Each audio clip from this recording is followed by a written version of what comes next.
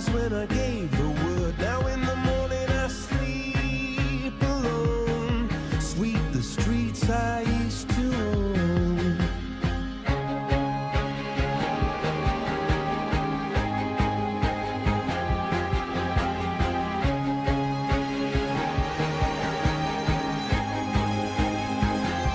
I used to roll the dice, feel the fear in my enemy's eyes. Listen as the crowd would sing. Now the old king is dead, long live the king. One minute I held the key. Next the walls were closed on me, and I discovered that my castle stand upon pillars of salt and pillars of sand. I hear Jerusalem bells are ringing, Roman cavalry choirs are singing. Be my mirror, my sword and shield, my missionaries in a... Saludos, queridos amigos, queridos oyentes y quienes nos siguen en mi canal de YouTube, también a todos nuestros seguidores de Radio Mairena, la 107.4 de la FM, que también se emite este contenido también por esta emisora municipal, Radio Mairena. Y hoy vamos a tocar un tema que yo creo que no se prodiga mucho, no se prodiga nada en los medios de comunicación, al menos los medios de comunicación oficiales, y que el hecho de que no se visibilice, pues no quiere decir que no exista, que es lo que tendemos a pensar muchas veces. Hoy vamos a hablar en estos 30 minutos de un pueblo, del pueblo saharaui, que fue objeto de muchas promesas incumplidas y que desde hace muchísimos años están soportando una situación que no todo el mundo conoce. Para ello tenemos a tres invitados especiales, vamos a irlos presentando. Tenemos en primer lugar a Julio Sánchez, que es el coordinador de Alfarja, Alegría, agrupación comarcal de amistad con el pueblo saharaui, de Mairena del Alcor y El Viso del Alcor. Julio, bienvenido y muchas gracias. Hola, bien hallado, Javier. Muchísimas gracias. También contamos con Fernando Peraita, que es presidente de la Asociación de Amistad con el pueblo saharaui de Sevilla. Fernando, muchas gracias por estar aquí y bienvenido. Muchas gracias a ti por llamarnos y muchas gracias. Gracias a vosotros. Y en último lugar, y no menos importante, Mohamed Salendaja, que es delegado del Frente Polisario para Andalucía. Mohamed, bienvenido y muchas gracias también a ti por compartir estos minutos con nosotros. Muchas gracias, buenas tardes. La primera pregunta es para ir conociendo un poco al pueblo saharaui. Conocemos la historia, pero tal vez deberíamos de hacer o de mirar un poquito atrás. Cualquiera de los tres invitados puede responder. ¿Cómo llega el pueblo saharaui a la situación en la que se encuentra actualmente, que ya son casi más de 40 años?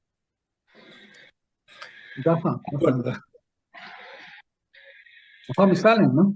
Sí, Mohamed, bueno, solo puede responder cualquiera de los que estamos aquí. El pueblo saharaui llega a esta situación en la que se encuentra ahora mismo, una situación de exilio, una situación de división de familias, de división de su propio territorio, de ocupación de su territorio, en primer lugar, por la dejación de responsabilidades por parte de la potencia colonizadora, que era España, y luego por una invasión militar por parte de dos vecinos que tenemos cerca, en el Sáhara Occidental, que son Marruecos y Mauritania, y luego por la persistencia de la ocupación militar ilegal marroquí del país, de la tierra de los saharauis.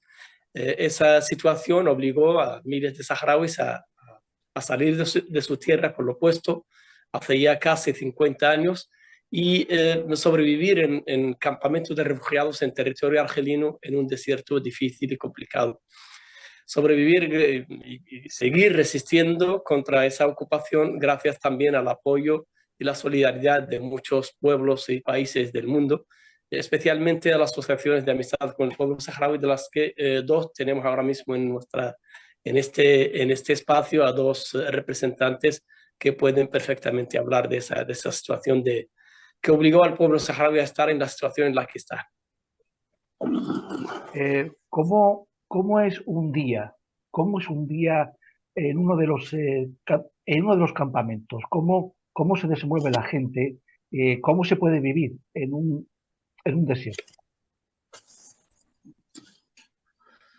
Bueno, un día, bueno, pienso que también contestaría mejor Mohamed Salem Daha, que es el que más ha vivido en esta situación, porque él ha vivido mucho tiempo en los campamentos, antes de ser embajador y encargado de la delegación saharaui en España y en Andalucía. Pero los campamentos, gracias bueno, a la capacidad de resistencia del pueblo saharaui y a su solidaridad interna y a su capacidad de organización, pues los campamentos se vive prácticamente como se vive aquí. Siempre ten en cuenta que los campamentos se han organizado de forma que hay sanidad, hay educación pública y gratuita, hay un Estado. Entonces, lo que más te impresiona cuando vas a los campamentos, por lo menos a mí siempre me ha impresionado mucho, es que a las 8 de la mañana ves a los niños saliendo con sus mochilas hacia el colegio, ¿no? Hacia la escuela.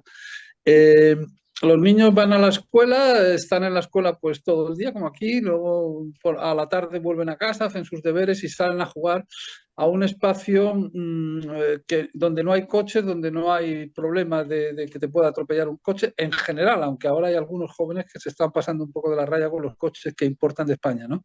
Pero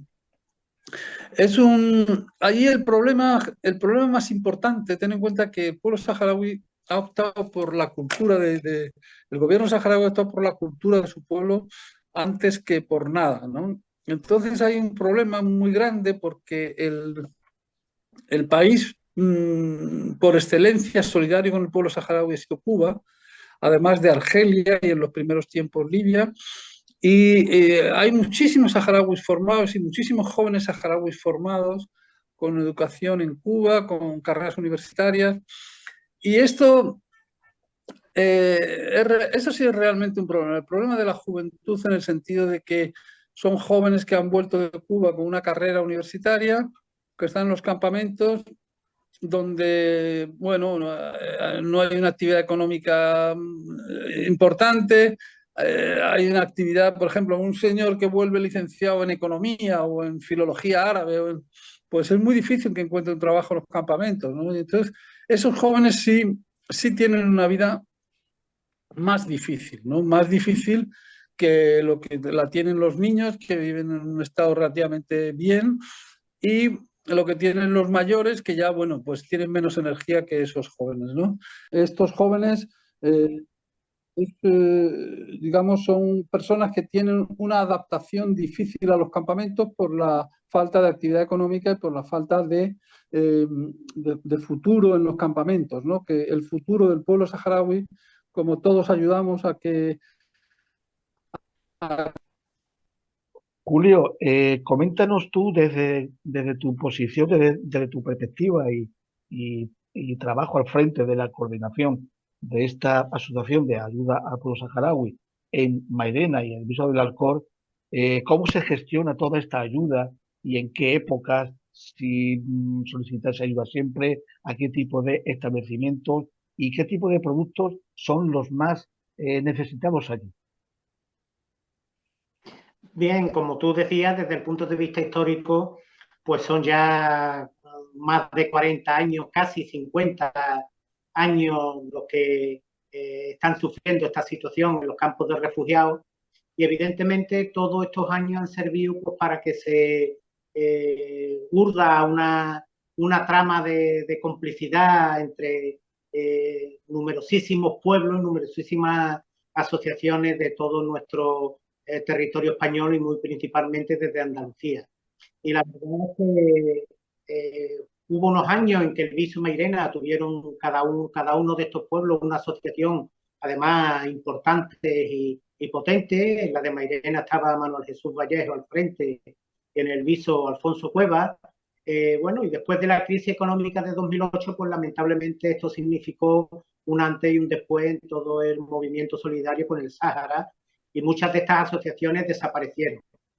Pero quedó el rescoldo ahí, donde algunas siguieron subsistiendo, y luego lo importante en este sentido es que la asociación provincial no dejó nunca de trabajar y de fomentar numerosísimos proyectos de solidaridad. Bueno, y ese ha sido el anclaje que ha servido pues para, después de ya 6 años, 5 años, porque aunque comenzamos a trabajar un poquito antes, pero como asociación Alfarja, el próximo 12 de abril hará 5 años que nos constituimos como asociación, y desde luego pues lo hemos tenido muy, muy fácil, en el sentido de que las puertas abiertas de la Asociación de Sevilla, que son en definitiva los que se encargan un poco de todo esto, y tanto con el anterior delegado como con el actual, pues la verdad es que la relación no puede ser más intensa y más buena, y más facilidades para las asociaciones, tanto en la recogida de alimentos, como tú decías, que la hemos terminado hace pocos días y que ha sido un nuevo tsunami de solidaridad. En Alfarja hemos recogido unas 15 toneladas de alimentos, principalmente de alimentos no perecederos, pero de otros mucha variedad de material para curas, material deportivo, sillas de ruedas, en fin, como te digo, hasta 15 toneladas, y bueno, pues eso en buena medida es a la potente que sea parecer un poco pretencioso, pero la verdad es que Alfarja ha constituido un grupo de mujeres y hombres, y luego además la recuperación de la venida de los niños después de la pandemia, pues ha significado para que cojamos un impulso muy, muy importante. Fernando, tú estabas comentando antes de los problemas de conexión que hemos tenido contigo, que esos chavales, esos jóvenes que van a Cuba se forman en estudios superiores, estudios universitarios, económicos y tal. Allí tienen gran dificultad para encontrar trabajo en los campos de refugiados, y son los jóvenes que tú estabas comentando que suelen plantear algún que otro problema, ¿verdad? ¿Qué tipo de problemas son los que suelen plantear? Bueno, hombre, los jóvenes presentan los problemas típicos de la juventud, ¿no? Tienen ganas de hacer muchas cosas, allí es difícil hacer cosas, entonces, bueno, los jóvenes... Vamos a ver, el Frente Polisario, retrotándonos un poco a la historia, que Mohamed Salem Daha la puede contar en primerísima persona porque ha sido sujeto activo de este tema. El pueblo saharaui se enfrenta en el año 76 a una guerra contra Marruecos y Mauritania. En el 79 Mauritania se retira de la guerra y cede el territorio que había ocupado, lo cede a Marruecos, y se establece una guerra hasta el año 91, en el que se firma un alto el fuego, un ni paz ni guerra, donde el Marruecos se compromete a aceptar lo que decía la ONU de la celebración de un referéndum. Esta celebración del referéndum, por problemas que pone Marruecos, primero con el censo, luego con tal, luego con cual, nunca se llega a celebrar. En esta no celebración e incumplimiento de las órdenes, digamos, de las recomendaciones de Naciones Unidas, el papel más activo lo tiene Francia, porque no hay que olvidarse que Marruecos es prácticamente como una provincia de Francia, pero España también tiene ese papel de neutralidad falsa en el que apoya a Marruecos, pero siempre sin decirlo, hasta este último 17 de marzo, en el que por fin, digamos, el presidente Sánchez, digamos, de alguna manera, haciendo un símil, salió del armario y ya indicó el apoyo de España a la ocupación del Sáhara por parte de Marruecos, ¿no? En este periodo, a partir sobre todo del año 2000, en que la situación en los campamentos se veía que Marruecos incumplía totalmente el plan de paz, que no se iba a celebrar el referéndum, los jóvenes instaban al Polisario a ir a la guerra. Los jóvenes ya no tenían más resistencia, no podían estar más tiempo paralizados en los campamentos y toda esa energía y toda esa rabia que tenían hacia esa situación de 40 años de estar en unos campamentos esperando que la comunidad internacional diera, digamos, solución a ese problema real que tenían, que era la independencia, cuando la ONU había, entre sus resoluciones, siempre había optado porque el pueblo saharaui tenía derecho a este referéndum de autodeterminación, pues los jóvenes instaban al Polisario a, bueno, vamos a dejarnos ya de campamentos y vamos a la guerra, que es lo único que nos queda. En este momento, el Polisario tuvo muchos problemas para contener a esos jóvenes, porque realmente la juventud no podía aguantar más. Ha habido la generación de los padres de Mohamed Salem Daha, incluso la generación de Mohamed Salem Daha, que se han sacrificado, digamos, en aras a aceptar las resoluciones de Naciones Unidas y que han vivido en los campamentos en unas situaciones límite o bien en los territorios ocupados, torturados digamos, y desaparecidos por el ejército marroquí. Pero los hijos de Mohamed Salem Daha, los hijos de la generación nuestra, no quieren esa situación y no estaban dispuestos a sufrirla y querían realmente la guerra. El Polisario se ha visto en una situación muy difícil para contener a toda esta gente desde el año 2000 hasta el año 2020, en el que realmente ya la última, digamos, incumplimiento por parte de Marruecos, que ha sido entrar por la zona de Guerguerat, y ya un incumplimiento claro de las resoluciones de Naciones Unidas y saltar por encima del muro que había fijado un poco la ONU como, digamos, una frontera entre el ejército saharaui y el ejército marroquí, pues hace que los saharauis, digamos, declaren ya definitivamente que los marroquíes le están obligando a que la paz, a que ese alto el fuego desaparezca, ¿no? Porque la situación del alto el fuego ya era una situación de abuso permanente por parte de Marruecos, de incumplimiento permanente, y ya entonces ahí los jóvenes son los que se incorporan masivamente al ejército saharaui en estos momentos, que en realidad lo que hay en el territorio es una guerra de liberación por parte del pueblo saharaui, una guerra que, digamos, absolutamente asimétrica, porque Marruecos cuenta con el apoyo de Israel, con el apoyo de Francia, Estados Unidos, con los famosos drones que Israel está proporcionando al ejército marroquí, pero los saharauis, con una determinación y un heroísmo incalculable, pues estamos convencidos de que esta guerra va a terminar con el abandono de Marruecos del territorio ocupado. Y estos los jóvenes son estos los problemas que tenían de poder encauzar esa energía, ¿no? Digamos, en estos momentos este problema ya no existe porque los jóvenes se han incorporado masivamente, como digo, y con una tremenda ilusión al ejército saharaui para conseguir lo único que quiere el pueblo saharaui, que es la paz y poder formar un país democrático, un país donde se respeten los derechos humanos, los derechos de las mujeres, los derechos de los menores en su tierra, ¿no? Eso, no sé qué opina Mohamed Salem Daha de todo lo que estoy comentando, que sería la persona que realmente puede hablar en primerísima persona, porque también tiene padres e hijos, padres que han muerto torturados por los marroquíes e hijos que están en una situación de la que hablábamos. Antes de que intervenga Mohamed Salem Daha, no solo la ONU insta a España y a Marruecos a que el Sáhara tiene perfecto derecho y se debe de procurar disponer los medios adecuados para que haga un referéndum de autodeterminación, sino que el Tribunal Internacional de La Haya también dice lo mismo, contraviniendo la petición que hace Marruecos de que se anule ese procedimiento. Creo que deberíamos de mirar menos al este y más al sur. Mohamed, te escuchamos.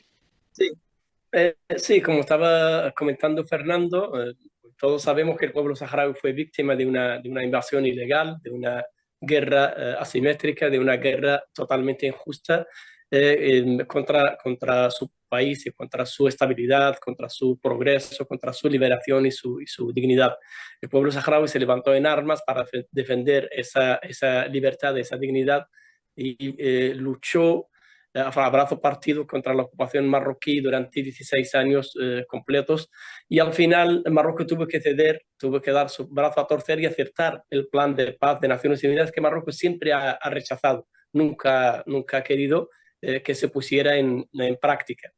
La lucha, la unidad y el apoyo internacional a la lucha del pueblo saharaui pues hizo que Marruecos desistiera y aceptara la propuesta de Naciones Unidas, que significa el establecimiento de una misión de Naciones Unidas en el territorio y la realización de ese referéndum prometido desde los años 60 para los saharauis, y que nunca pudo llevarse a cabo, primeramente por la incapacidad o la desidia del propio gobierno de la potencia colonizadora, y luego por la presencia de la ocupación militar marroquí y mauritana del territorio, y la inactividad y la falta de capacidad de Naciones Unidas para poner en práctica sus propias resoluciones. El pueblo saharaui resistió, luchó en situaciones muy complicadas, muy difíciles, e hizo que Marruecos pues aceptara al final el plan de paz de Naciones Unidas,